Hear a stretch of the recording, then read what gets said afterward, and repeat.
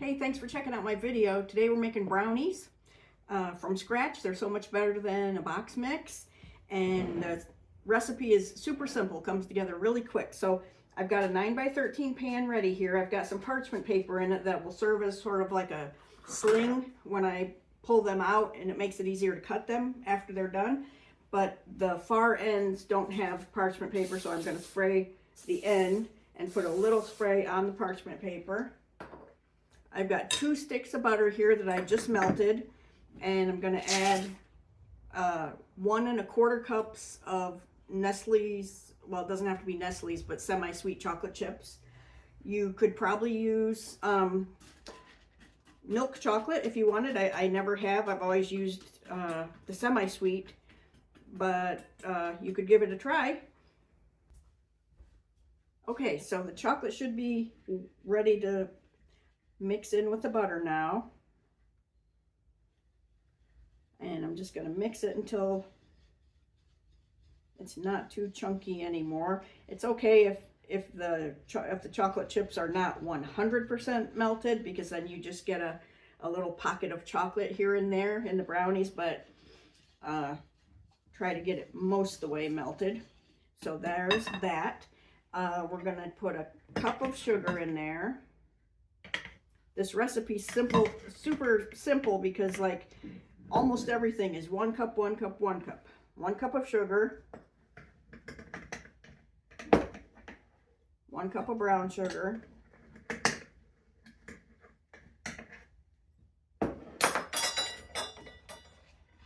mix that together. And you don't even need a mixer for this. It just, all you need is a whisk and a spatula. I'm going to put a good pinch of salt in there.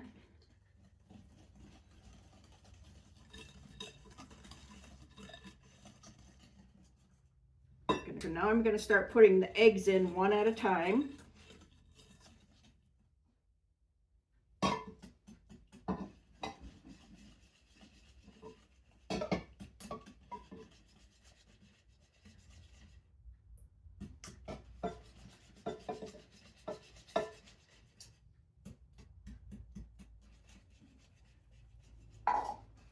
Okay, so I need a tablespoon of vanilla.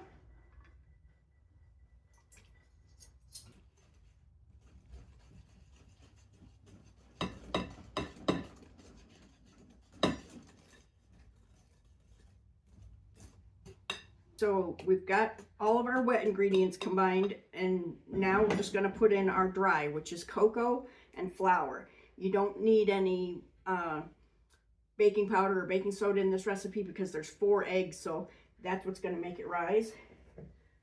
So, but I am going to sift both the cocoa powder and the flour, because cocoa powder especially can get kind of lumpy. There's 1/2 cup.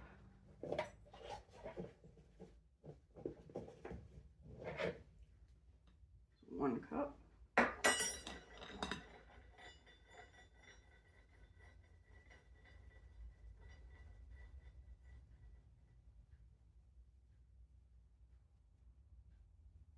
See, I don't know if you can see all those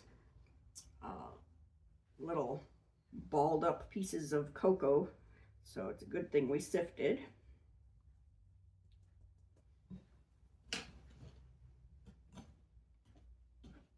Now at this point I'm going to start using my spatula instead of my whisk.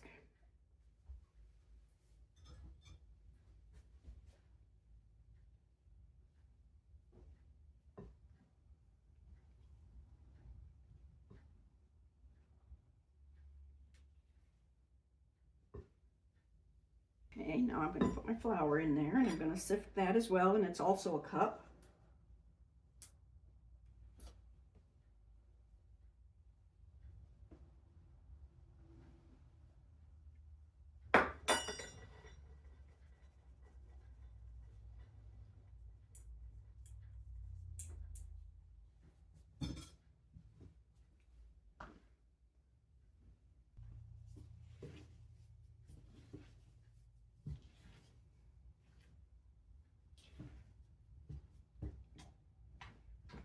Okay, so our batter is ready. Put it in here.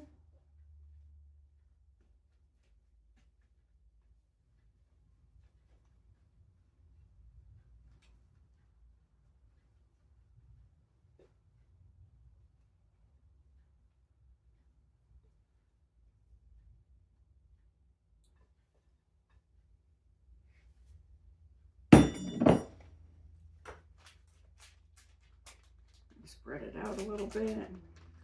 And I don't know about at your house, but at my house, we're divided on whether we like nuts or not. So what I do is I put nuts on half of it, and I just sprinkle them on the top and kind of press them in so that it's obvious where there's nuts and where there's not. And then everybody gets what they like, some with nuts and some without nuts.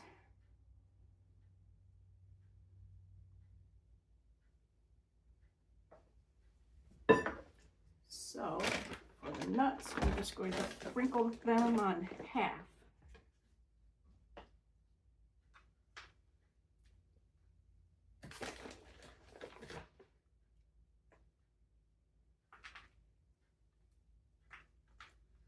To me, it's the nuts that make them extra good. That's my favorite part.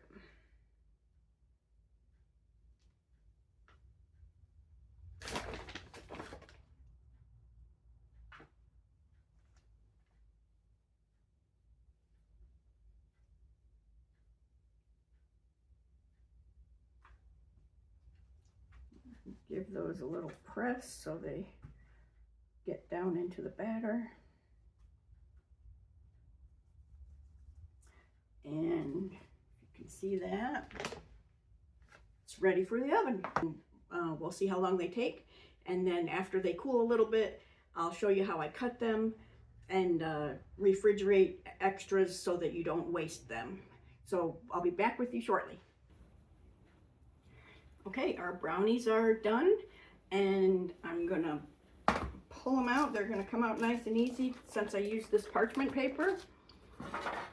And I'm actually gonna cut them and wrap them individually. That way none of them go stale just by, if I just left them in the 9x13 pan and put a piece of foil over it or something, what always ends up happening is they get dry. I'm kind of picky about my baked goods. I don't like them to be dry, so what I do is I package them individually in single portions, and then when me or my husband want one, we just pull it out of the freezer, microwave it for like 30 seconds, and we have a nice fresh baked good. Whereas if I just left it sit in the pan with a piece of foil over it, it would dry out pretty quick, and then I wouldn't have any interest in it. So I'm gonna cut in half this way, and then in between each cut, I usually like to wipe the excess brownie off the knife because it just makes it cut cleaner and nicer if you do it that way. See how that fudgy brownie gathers up on the knife there? If you get rid of it, then you get a nice clean cut every time.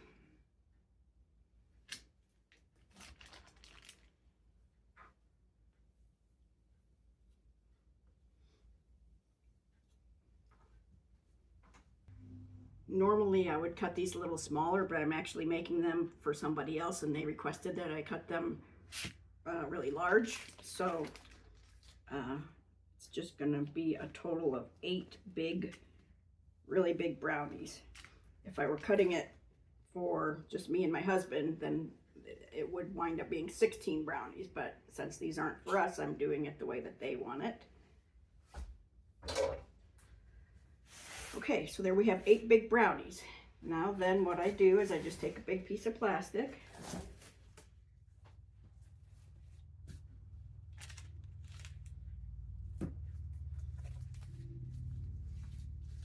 just wrap it